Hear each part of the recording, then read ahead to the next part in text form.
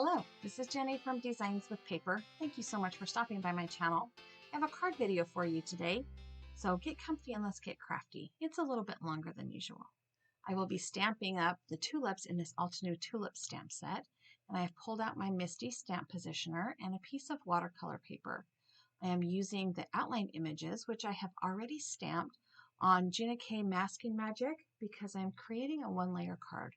I will prepare my watercolor paper with the Rabbit Hole Designs embossing powder tool, and then I'm going to start figuring out where I want to put the stems and the flowers of the tulips on this paper. I am going to be stamping with VersaFine ink. Words today are hard. And I am stamping each image twice because I am using the textured side of the watercolor paper. The camera's going to wig out here on you for a minute, and I am using the Simon Says Stamp Rose Gold embossing powder. This is one of my favorites. I love rose gold. It's just one of my favorites. And once I have that heat set and has cooled down just a little bit, I am going to put the mask on it so that I can stamp my next flower stem. This stamp set has 4 stems and 3 flower heads. I did create masks for all 4 stems and all 3 flower heads. I did end up in the end only using 3 of the stems because odd numbers are good, right?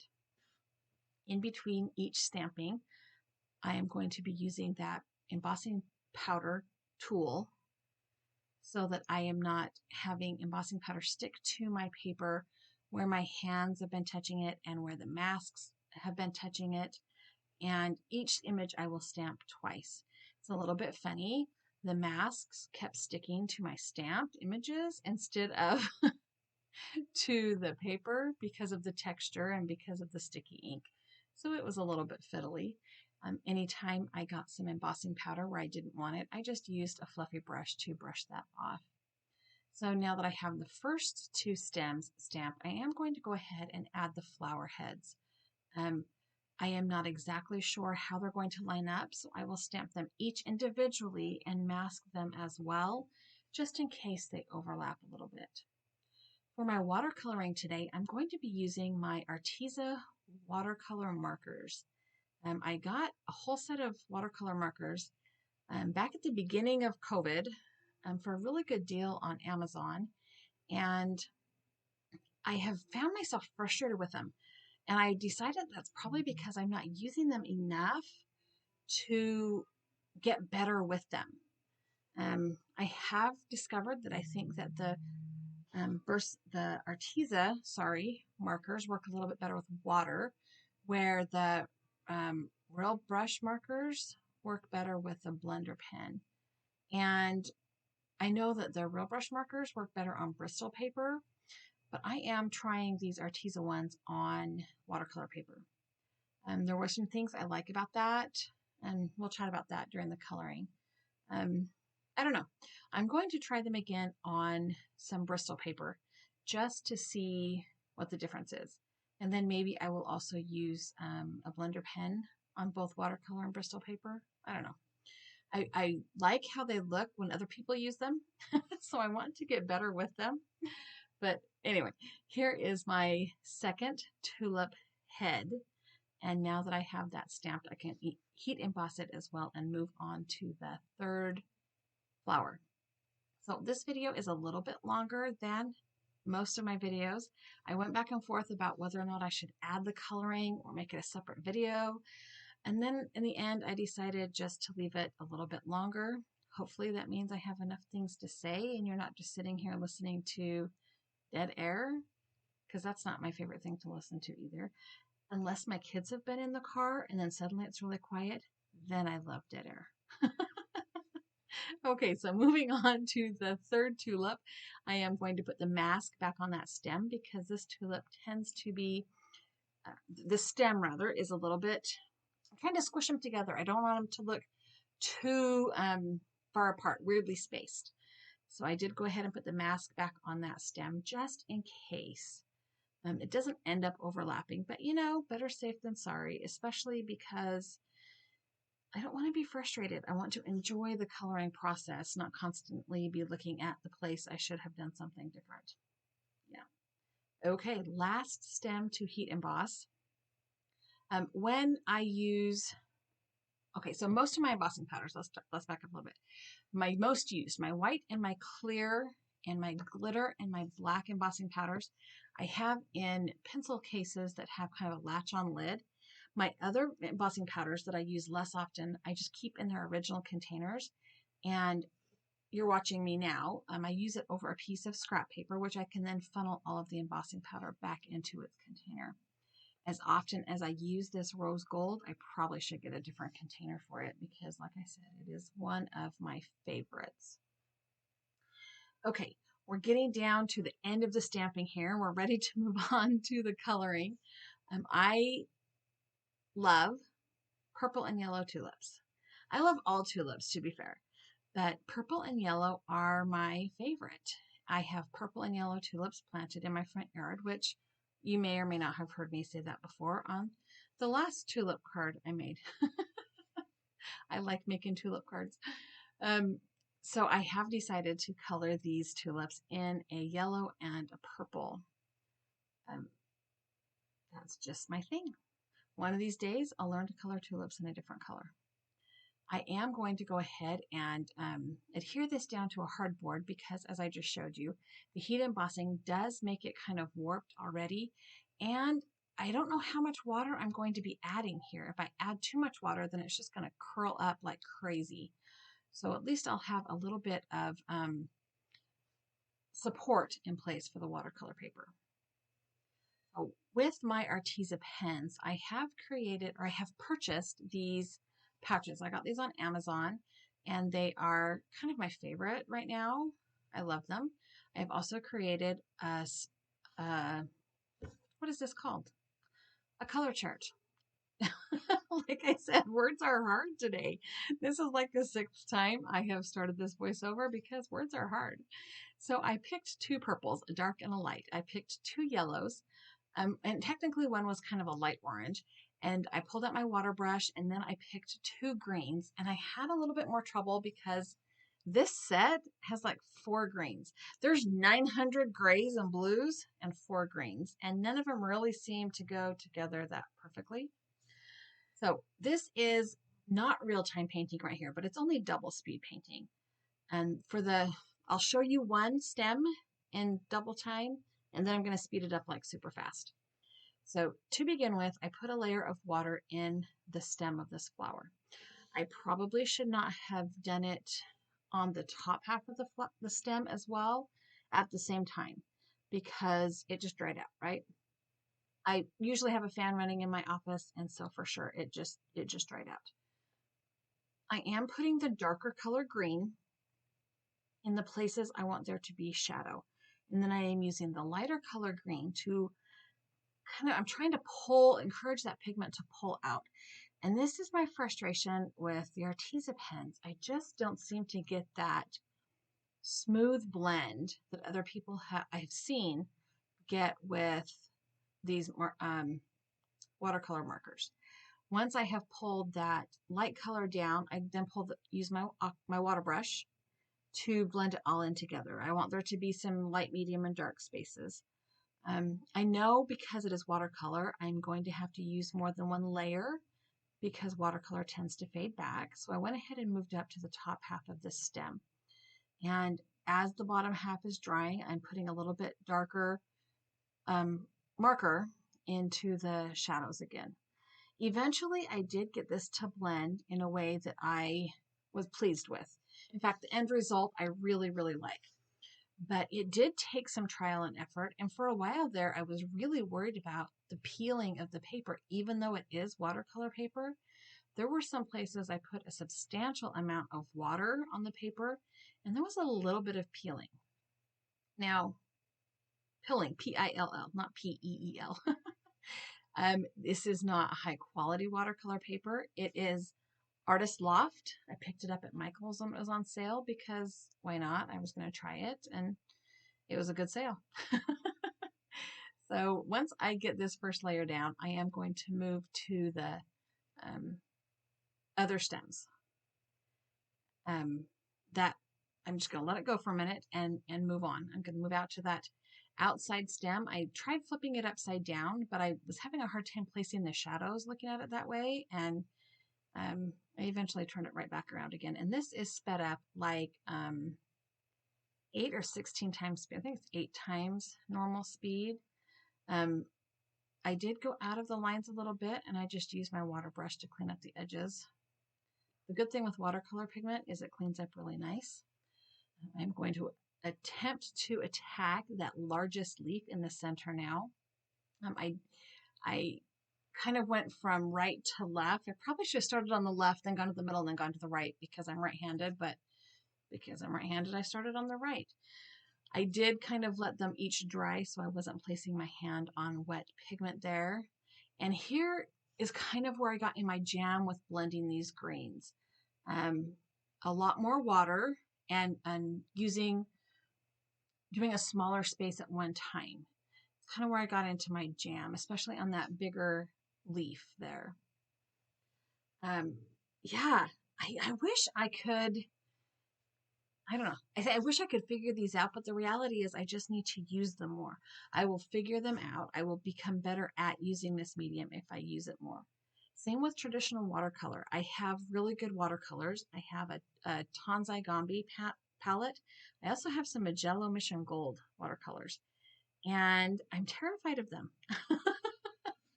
I sit down to do a project and they terrify me. I need to use them more so I know what to expect and I can better predict how much they fade back, how well they blend, etc.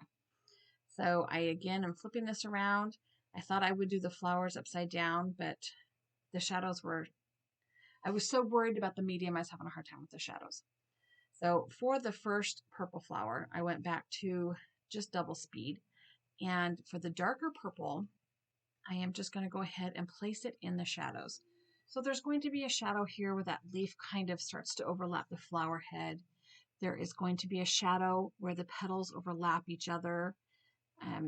The purples did not blend well. Well, okay, they blended too well.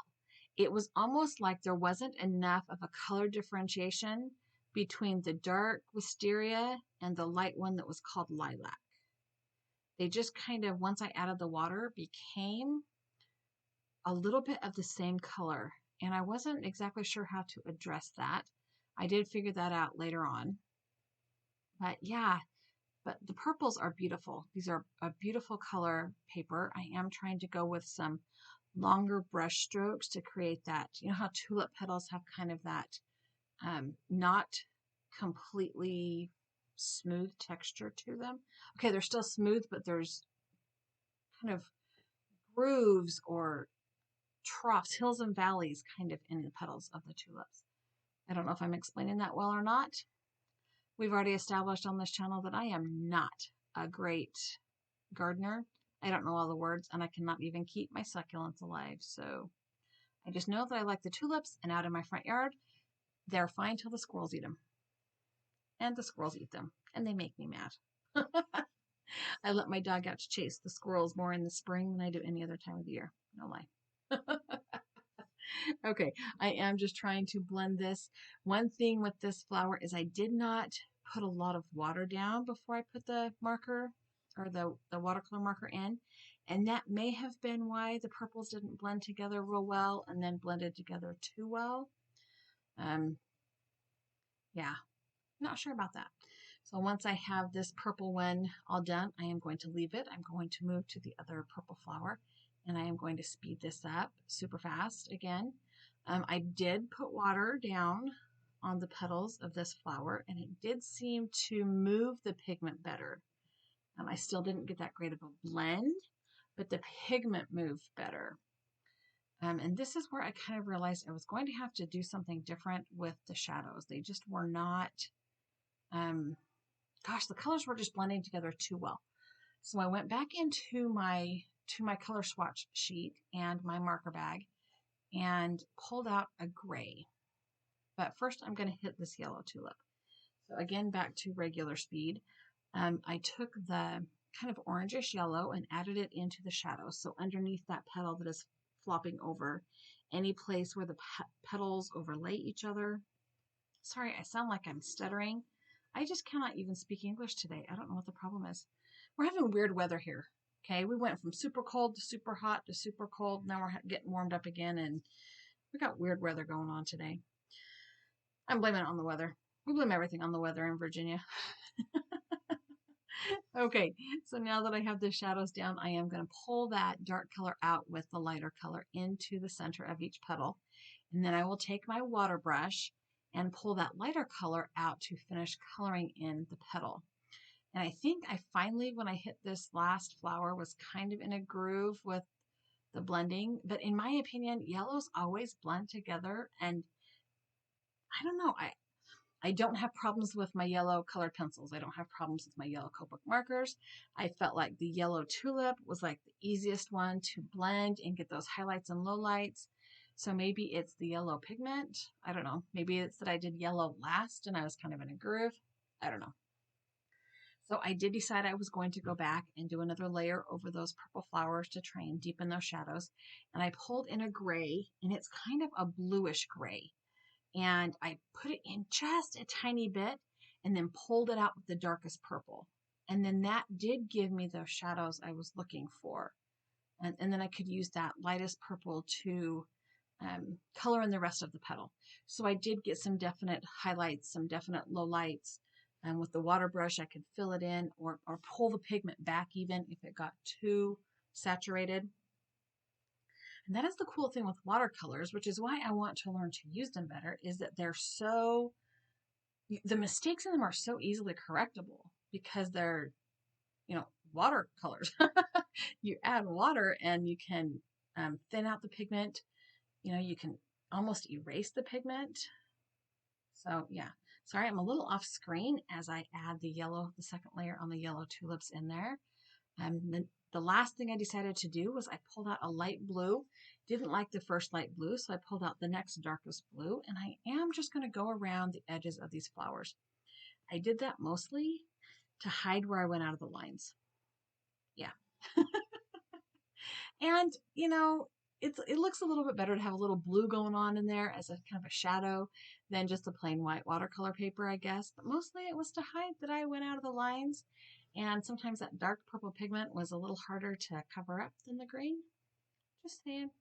This is how I hide my mistakes. And I'm just going to go ahead and I am putting water down. I am putting the pigment in, and then I am spreading the pigment out with my water brush.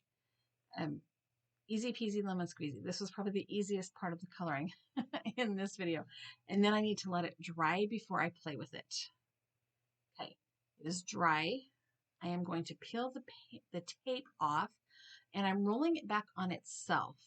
I do intend to trim this panel down, but I don't want it to tear clear into my colored image. That would just be super annoying after all of that coloring. So the next thing I need to do is figure out what color card base. I've got two purples there. And then I have this kind of watercolory cardstock pattern paper that I decided to use as well. So I have pulled out my A2 layers dies from Waffle Flower, and I am going to use like a third or fourth from the largest. I am going to cut this down to barely taller than my tulips. And then I will take some painter's tape. I'm using the same tape I used to tape it in place, which is why it's not sticking very well. I am going to use some painter's tape to tape this die in place. I'm okay with it cutting the bottoms of the stems off a little bit. Then I'm going to take the second largest die and pick the part of this paper I want to have the mat from. And I'm trying to choose the selection that has both the purple and the yellow. And I will go ahead and tape that down. And I will run both of these through my die cut machine. I am working with my Spellbinders Platinum, and I can run them both through easy peasy lemon squeezy.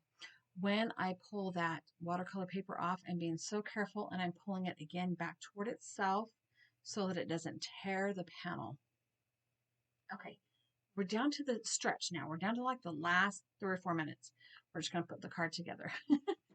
I have selected the darkest purple cardstock. Don't know what color it is. It's Stampin' Up. Don't know what color it is. Elegant Eggplant maybe. I don't know. It's dark purple. And I am going to go ahead and use my ATG gun to adhere that kind of watercolor pattern paper panel down to my card front. And this is just slightly smaller. I think that die that I used made this 4 by 5 1/4. So it's just slightly smaller than my A2 size card.